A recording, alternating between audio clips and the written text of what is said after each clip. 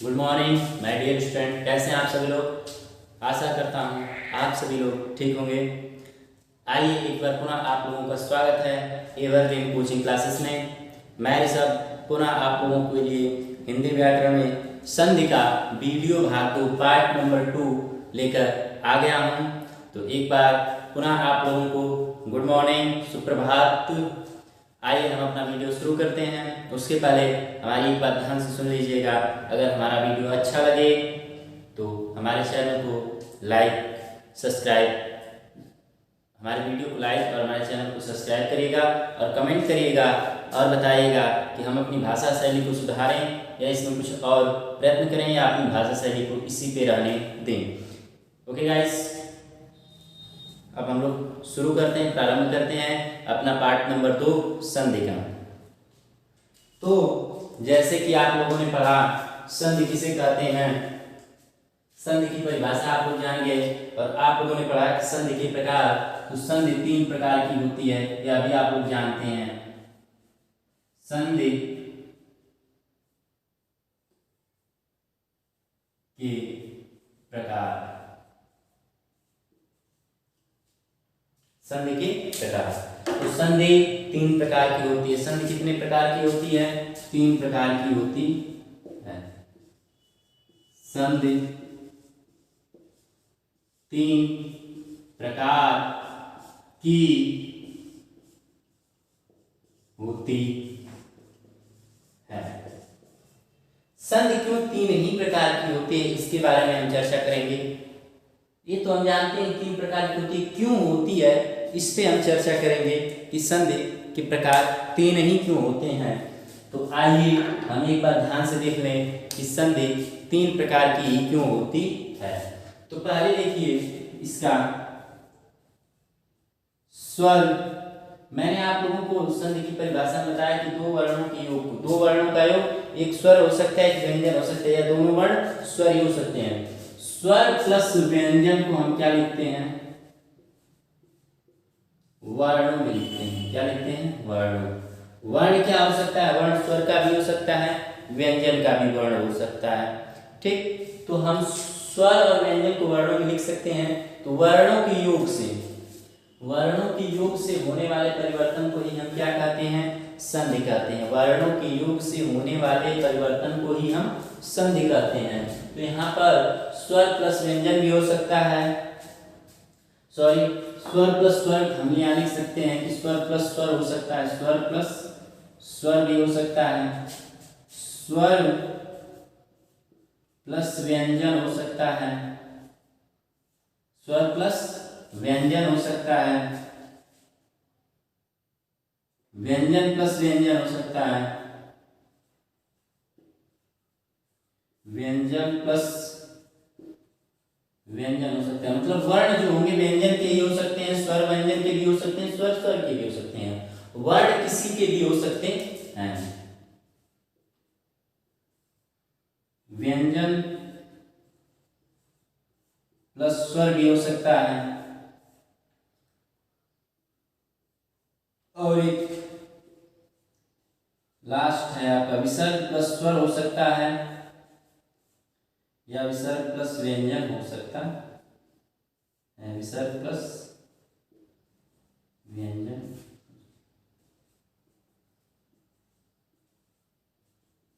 आपका यही टॉपिक हो सकता है संधि में। संधि में आपके क्या टॉपिक हो सकते हैं? तो स्वर प्लस स्वर हो सकता है, स्वर प्लस व्यंजन हो सकता है, व्यंजन प्लस व्यंजन हो सकता है, व्यंजन प्लस स्वर हो सकता है, विसर्ग प्लस स्वर हो सकता है, विसर्ग प्लस व्यंजन हो सकता है। तो हम स्वर और प्लस व्यंजन को वर्ण लिख सकते हैं या विसर्ग को भी हम वर्णों में लिख सकते हैं। और क्या संधि की परिभाषा होती है? वर्णों के योग को ही क्या कहते हैं? संधि कहते हैं। तो आप देखिए यहाँ पर वर्ण कौन कौन से, कभी कभी स्वर वर्ण ही एक दूसरे के साथ ऐड होते हैं, कभी कभी स्वर वर्ण ही एक दूसरे के साथ क्या होते हैं? योग होते हैं। दूसरा, स्वर प्लस व्यंजन वर्ण भी एक दूसरे के साथ क्या हो सकते हैं? जुड़ सकते हैं। व्यंजन प्लस व्यंजन एक दूसरे के साथ जुड़ सकते हैं। इसी पर संधि के प्रकार रखे गए। तो स्वर प्लस स्वर, ये जो ये पोर्शन है यहाँ से यहाँ तक, ये होता है स्वर संधि। क्या होता है? स्वर संधि। ठीक, अब यहां से यहां तक का जो पोर्शन है, ये पोर्शन होता है आपका व्यंजन संधि। क्या होता है? व्यंजन संधि। और जो आपका यह पोर्शन होता है, यह होता है विसर्ग संधि। क्या होता है? विसर्ग संधि। आप लोगों को समझ में आ गया होगा कि स्वर संधि क्या होती है, व्यंजन संधि क्या होती है, विसर्ग संधि क्या होती है। अब इसी पे मैं इन तीनों संधियों की आप लोगों को परिभाषा बताऊंगा और उसके बाद पुनः प्रत्येक संधि को पढ़ाते हुए आगे बढ़ूंगा। ठीक, आइए हेडिंग डालते हैं स्वर संधि। अब स्वर संधि की यहीं से डिफिनीशन निकाल लीजिए तो क्या हो जाएगा? स्वर संधि की यहीं से हम परिभाषा बनाते हैं। देखिए खूब अच्छी सी परिभाषा। जब प्रथम पद का प्रथम वर्ण भी स्वर हो और दूसरे पद का प्रथम पद का अंतिम वर्ण भी स्वर हो और दूसरे पद का अंतिम वर्ण भी स्वर हो, तो जब शब्दों में स्वरों के योग के कारण क्या, जब दोनों पद स्वर के हों तो वहां क्या होती है? स्वर संधि होती है। मतलब जैसे मान लीजिए कि यहाँ पर अ हो गया और यहाँ ए ई हो गया। ठीक, क्या हो गया? अ हो गया और ई हो गया। क्या हो जाएगा? ये हो जाएगा ना, दोनों। ये प्रथम पद है, प्रथम पद, और ये क्या है? दूसरा पद। दोनों पदों में क्या है? स्वर है। तो जब दोनों पदों में स्वर हो तो उसे हम क्या कहते हैं? स्वर संधि कहते हैं। किसी को कोई दिक्कत? सॉरी, आप लोग समझ गए होंगे इसको। व्यंजन संधि किसे कहते हैं? व्यंजन संधि किसे कहते हैं? तो यहाँ देखिए, पहला वर्ण स्वर का हो सकता है, एक वर्ण स्वर का हो सकता है, दूसरा व्यंजन का हो सकता है, या दोनों वर्ण व्यंजन के हो सकते हैं। या तो पहला वर्ण व्यंजन का हो सकता है या तो स्वर का हो सकता है। जब एक वर्ण स्वर तथा दूसरा वर्ण व्यंजन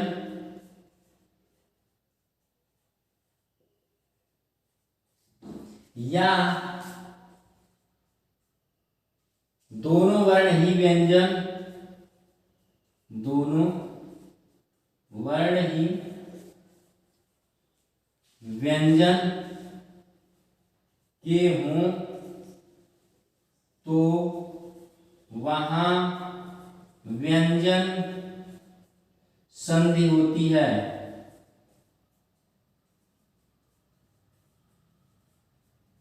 क्या होती है? व्यंजन संधि होती है। इतनी बात आप लोग समझ गए होंगे कि व्यंजन संधि किसे कहते हैं। अब बात आती है आपकी तीसरी और अंतिम संधि जो होती है विसर्ग संधि। विसर्ग संधि किसे कहते हैं? तो जहां एक वर्ण विसर्ग रहेगा, हमेशा प्रथम वर्ण विसर्ग रहेगा, हमेशा, सदैव, सदैव प्रथम पद का अंतिम वर्ण,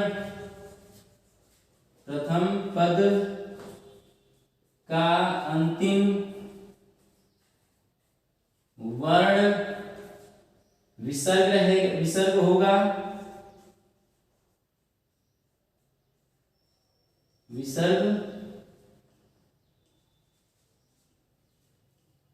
विसर्ग होगा, और दूसरे पद का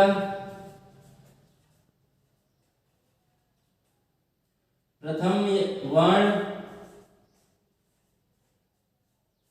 स्वर या व्यंजन होगा, स्वर या व्यंजन होगा, वहां विसर्ग संधि होगी, वहां विसर्ग संधि होगी। तो देखिए यह स्वर संधि हो गई। स्वर संधि में प्रथम पद का अंतिम वर्ण और द्वितीय पद का प्रथम वर्ण क्या होगा? स्वर होगा। लेकिन व्यंजन में जब एक वर्ण स्वर तथा दूसरा वर्ण व्यंजन या दोनों वर्ण ही व्यंजन के हों तो वहां व्यंजन संधि होती है। विसर्ग संधि में सदैव प्रथम का अंतिम वर्ण क्या होगा? विसर्ग होगा और दूसरे पद का। जैसे कभी भी ऐसे विसर्ग नहीं होगा, विसर्ग हमेशा ऐसे होगा और यहाँ कुछ भी हो सकता है, यहाँ अ भी हो सकता है और क भी हो सकता है, ठीक। लेकिन विसर्ग यहाँ पर कभी नहीं होगा, दूसरे पद में कभी भी विसर्ग नहीं होगा, नहीं तो वह संधि क्या हो जाएगी? गलत हो जाएगी। तो चलिए संधि के प्रकार आप लोग जान गए। अब हम हेडिंग डालेंगे क्या? स्वर संधि।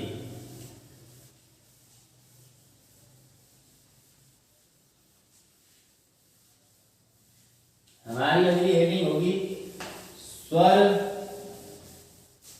संधि।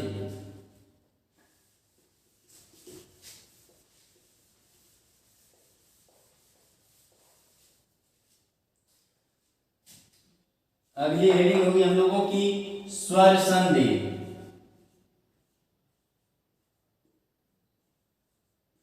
आपने अभी अभी परिभाषा पढ़ी है स्वर संधि की, आपने अभी अभी स्वर संधि की परिभाषा पढ़ी है कि जब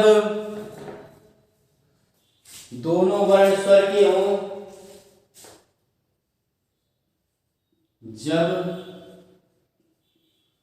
दोनों योग करने वाले वर्ण, जब दोनों योग करने वाले वर्ण स्वर के होंगे, स्वर के हो तो वहां पर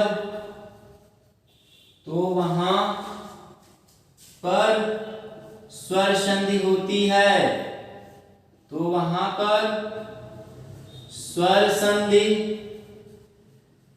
होती है। जैसे जैसे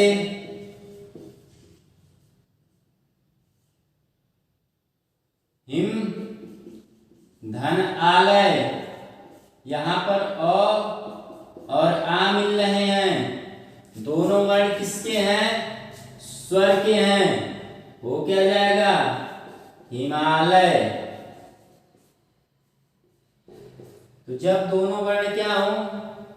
स्वर के हो, योग करने वाले, तो वहां स्वर संधि होती है। जैसे तथा, धन इव, तथैव,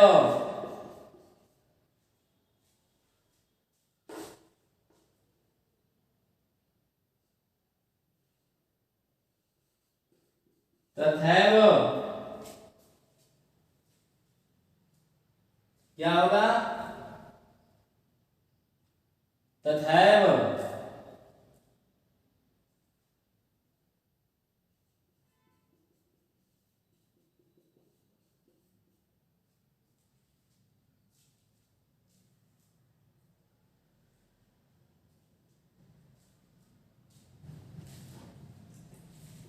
तथैव क्या हो जाएगा? तथैव। आ धन ई मिलकर के ए होगा, दोनों वर्ण किसके हैं? स्वर के हैं। तो जब दोनों योग करने वाले वर्ण स्वर के हों तो वहां पर स्वर संधि होती है। स्वर संधि के प्रकार, स्वर संधि के प्रकार ये 5 प्रकार की होती हैं। ये 5 प्रकार की होती हैं। ध्यान रखिएगा, मैंने हिंदी में बताया है कि ये 5 प्रकार की होती है। हिंदी व्याकरण में मैंने हिंदी व्याकरण में बताया है कि स्वर संधि 5 प्रकार की होती है, मूल व्याकरण में नहीं। मूल व्याकरण जो संस्कृत संस्कृत व्याकरण होता है उसमें स्वर संधि के 8 प्रकार होते हैं। तो स्वर संधि के हम 5 ही प्रकार पढ़ेंगे। किसमें? हिंदी व्याकरण में। हिंदी व्याकरण में कभी भी हम 8 प्रकार नहीं पढ़ेंगे। तो स्वर संधि के प्रकार ये 5 प्रकार की होती हैं। ये क्यों 5 प्रकार की होती हैं तो इसके बारे में भी हम आपको अभी बताएंगे कि स्वर संधि 5 प्रकार की क्यों होती है। इतनी बात आप लोगों को समझ में आ गई होगी। चलिए हम आगे बढ़ते हैं।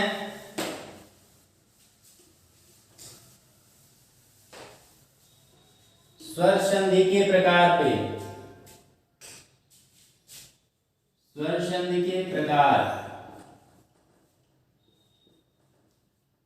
आप जानते हैं कि ये 5 प्रकार की होती हैं। ये कितने प्रकार के होते हैं?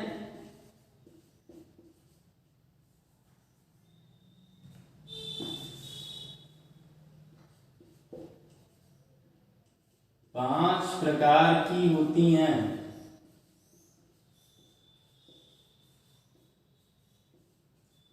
स्वर संधि कितने प्रकार की होती है? 5 प्रकार की होती है। क्यों 5 प्रकार की होती है हम आप लोगों को अभी बता रहे हैं कि ये 5 प्रकार की क्यों होती है। ध्यान से देखिएगा।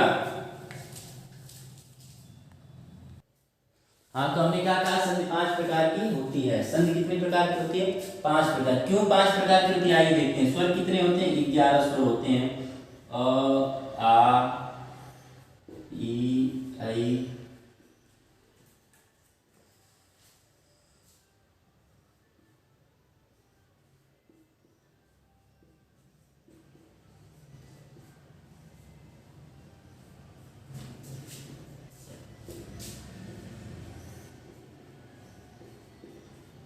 देखिए 11 स्वर हो गए।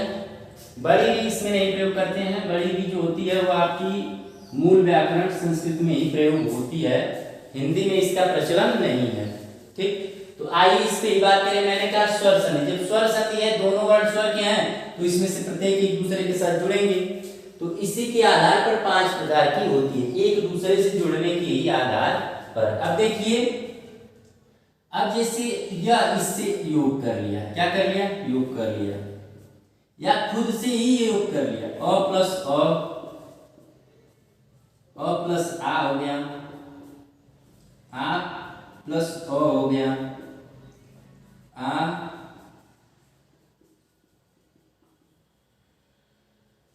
ये जब खुद से ही मान लीजिए योग कर ले, खुद से ही अपने स्वजातीय वर्ण से योग कर ले, तो दोनों हर एक परिस्थिति में इनका परिणाम क्या होगा? आ होगा। ठीक, ये इनका परिणाम होगा। अब मान लीजिए यही इनसे क्रिया कर ले, या एक खुद अपने से ही क्रिया कर ले, जैसे ई ई ई आई,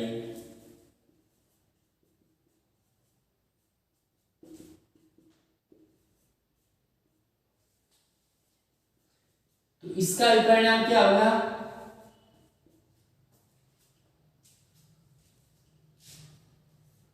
ऊ औ से क्रिया योग कर ले, या अब खुद से ही योग कर ले।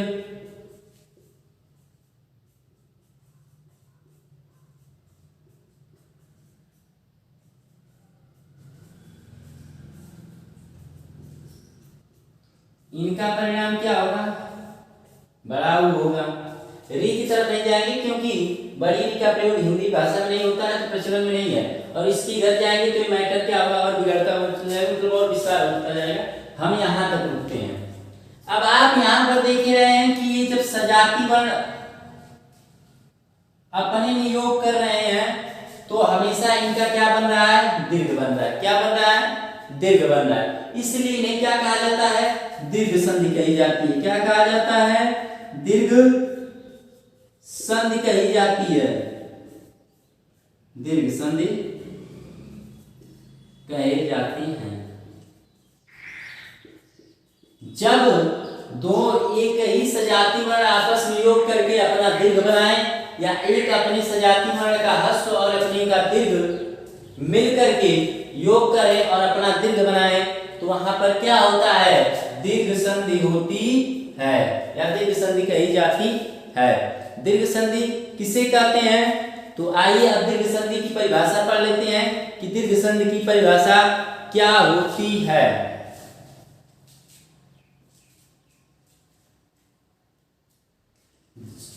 दीर्घ संधि परिभाषा पढ़ेंगे। दीर्घ संधि क्या होती है? दीर्घ संधि जब अ आ ई ऐ उ औ अपने सजाती वर्ण से संयोग करते हैं। अपने सजातीय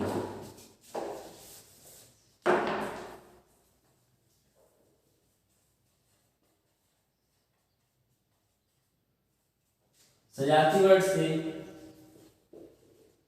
संयोग करते हैं और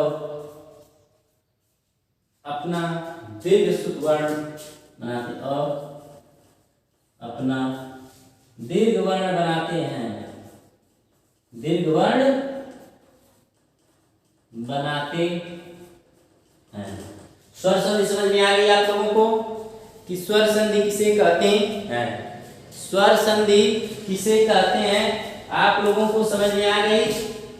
स्वर संधि के प्रकार में 5 प्रकार की होती है और इसमें दीर्घ संधि किसे कहते हैं, यह बात आप लोगों को बहुत अच्छे से आ जानी चाहिए। देखिए एक बार ध्यान दीजिए, इतनी बातें आप लोगों के समझ में आ गई। तो अब इसके बाद हम आगे बढ़ेंगे दूसरी संधि की तरफ। अपने